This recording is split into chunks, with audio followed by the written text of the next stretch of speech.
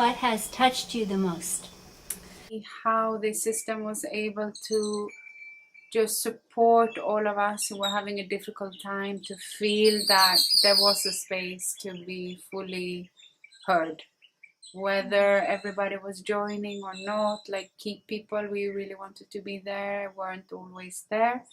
And still it just helped us immensely to have this space to reflect and hear each other. So And one thing that I really liked was this whole thing that you did of reflecting back to a person what the other person said, because it was so revelative of how people have a certain idea, so you don't actually listen to the other, but you're listening through a kind of a frame. And when you ask that question, so what did you hear the other person say? And then the person was forced to repeat what they actually got from what the other person was saying, then you could really see the dissonance between people, and the fact that we are so caught in our own sort of thought process without really listening to the other. Well, to confront them with their non-listening. So that was really nice. It's a minimum of judgment and a maximum of inclusion. It gives hope.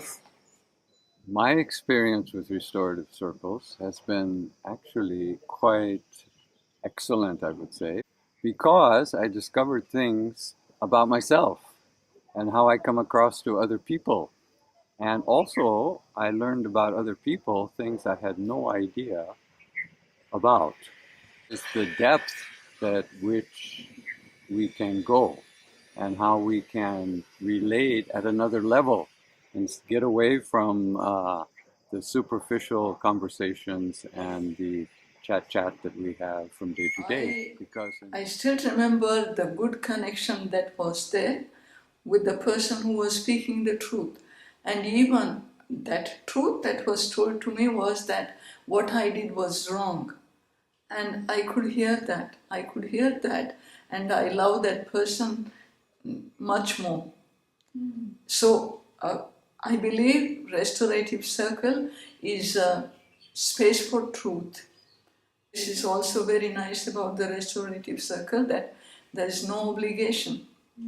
This is a voluntary. It's really and truly voluntary. And people understood why we had acted that way, what was behind it. And all these emails that were sent, I don't even know if they were read. But in a restorative circle, people have to listen because they have to reflect what you say. So you can't just misinterpret something. You have to really, really listen and hear the other person, whether you like it or not.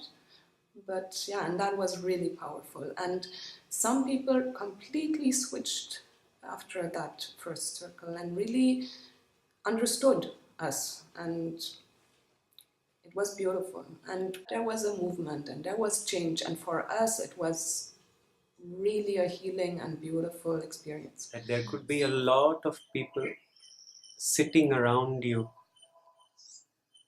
addressing a particular conflict or conflicts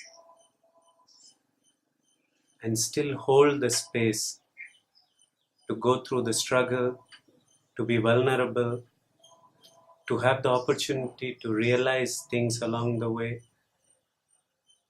and not be judged. Nothing is a verdict in a restorative circle. Everything is a realization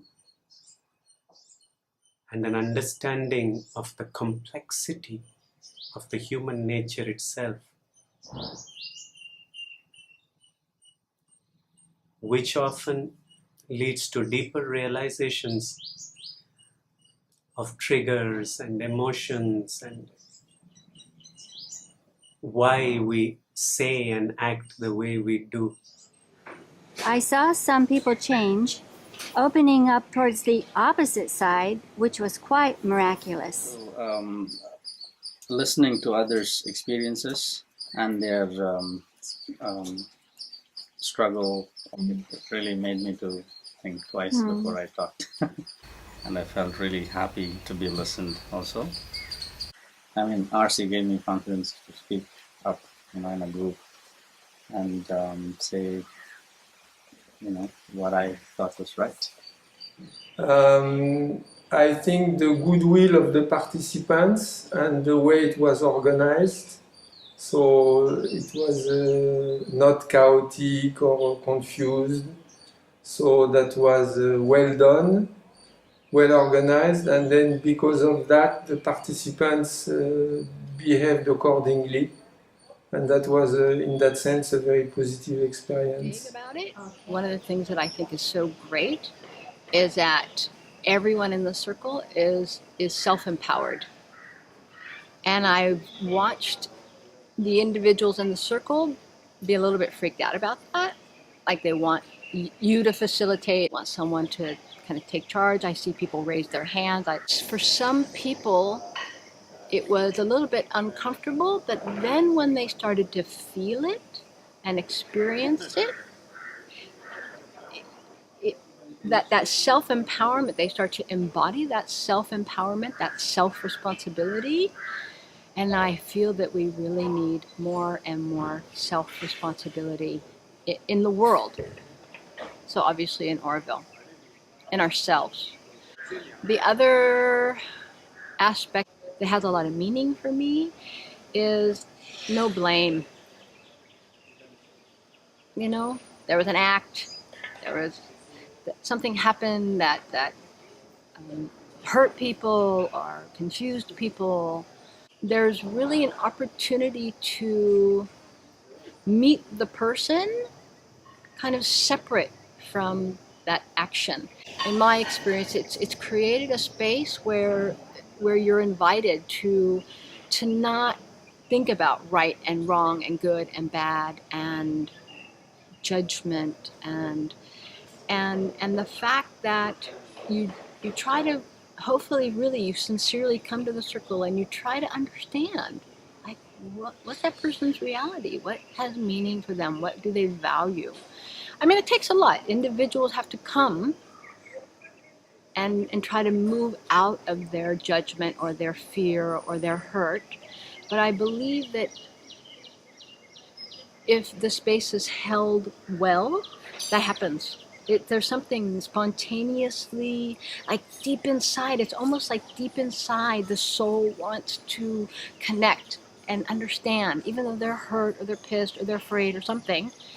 So that no blame, no judgment, for me, really creates a lot of space and play. So.